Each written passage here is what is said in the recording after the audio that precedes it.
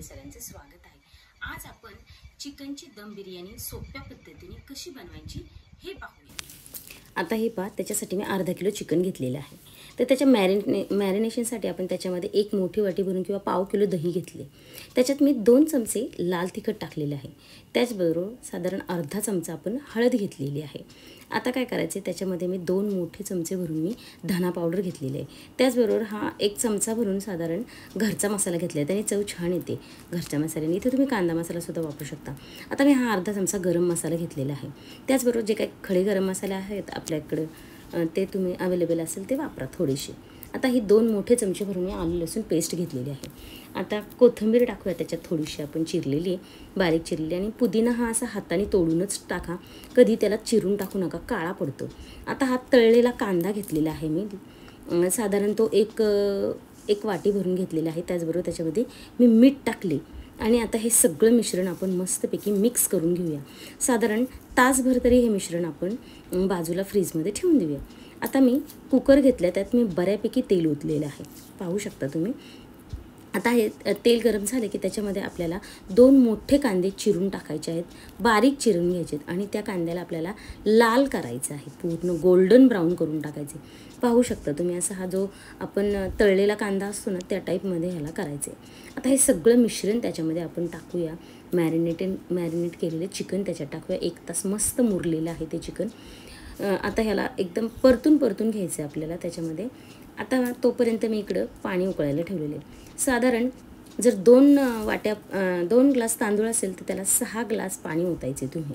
आता हा तांदूळ मी छान अर्धा तास धुवून ठेवला होता, त्याच्यामध्ये काही खडे गरम मसाले सुद्धा टाकलेले आहेत। आता हे आपल्याला उकळी आली की उकळी आल्यानंतर 10 मिनिटात आपला भात एकदम छान शिजतो, म्हणजे जसा आपल्याला हवा आहे तसा। दुसऱ्या बाजूला पहा, आपल्या चिकनला मस्त थोडंसं पाणी सुटले, तेल सुटले छान त्याला। आता काय करायचं, आपण अगदी अर्धा कप मी त्याच्यात पाणी ओतलेलं आहे, तेच मसाल्याचं धुवून घेतलेलं पाणी आहे। एवढं पाणी तरी आपल्याला भाजीला आपल्याला हवं आहे, म्हणजे चिकन शिजून अगदी थोडंसं अंगलगत त्याला पाणी राहतं, तेवढं पाणी बिर्याणीला आवश्यक असतं। आता ह्यात मी भात आपला शिजत आलेला आहे, त्याच्यात मी थोडीशी कोथिंबीर आणि थोडासा पुदिना असा तोडून टाकलेला आहे। साधारण 10 मिनिटात आपला भात पाहू शकता तुम्ही, 80% भात आपला शिजून होतोच। गॅस मोठा ठेवायचा, झाकण वगैरे काही ठेवायचं नाही आहे। आता काय करूया, आपण हे भाताचं पाणी सगळं गाळून घेऊया। पहा तुम्ही, 10 मिनिटात आपलं चिकन 2 शिट्ट्या किंवा गॅस बारीक करून 5 मिनिटं जरी ठेवलं तरी आपलं चिकन छानपैकी शिजून होते। हे एवढं पाणी बिर्याणीला आवश्यक आहे, नाही तर तुमची बिर्याणी खूप कोरडी बनते। आता दम देण्यासाठी मी दुसऱ्या भांड्यामध्ये चिकन ओतून घेतलेलं आहे। हे अर्धा किलोच असल्यामुळं मी त्याचा आपण एकच लेयर करणार आहोत। आता त्याच्यात काही वस्तू टाकायच्या, त्यात पहा मी इथं तळलेला कांदा टाकलेला आहे, त्याचबरोबर थोडीशी कोथिंबीर, थोडासा पुदिना टाकलेला आहे। आता त्याच्यामध्ये आपल्याला हा भात जो आहे सगळा शिजलेला सगळा टाकूया, कारण आपण एकच लेयर करतोय। अर्धा किलो तांदूळ आहे, अर्धा किलो चिकनला अर्धा किलो तांदूळ, ठीक आहे। आता त्याच्यावर आपल्याला भरपूर सारं तूप टाकायचे। तुम्ही तूप टाकलं ना की भात असा मऊ छान आणि सुटसुटीत होतं, अगदी मोकळा भात होतो। पहा तुम्ही, त्याला भरपूर सारं मी तूप टाकलेलं आहे। तूप टाकून झाल्यानंतर हे मी ज्या पद्धतीने हलवते त्या पद्धतीने तुम्ही भात तूप मिक्स असं करू शकता, काहीच हरकत नाही। वरचाच भात तुम्ही असा हलवून घ्या। त्याचबरोबर तुम्हाला हवा असेल तर तुम्ही केशराचं पाणी घाला, किंवा वेगवेगळे कलर घालायचे तर कलर तुम्ही घालू शकता।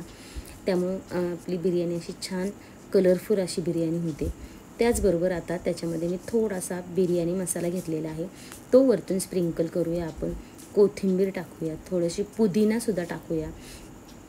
त्याचबरोबर त्याच्यावर आपल्याला अगदी थोडासा तळलेला कांदा, ज्यांना जास्त आवडत असेल त्यांनी जास्त टाकला तरी चालेल, ठीक आहे। आता वरतून पुन्हा मी थोडंसं तूप टाकले। आता तवा गरम करायला ठेवलेला आहे, गॅस एकदम स्लो केलेला आहे।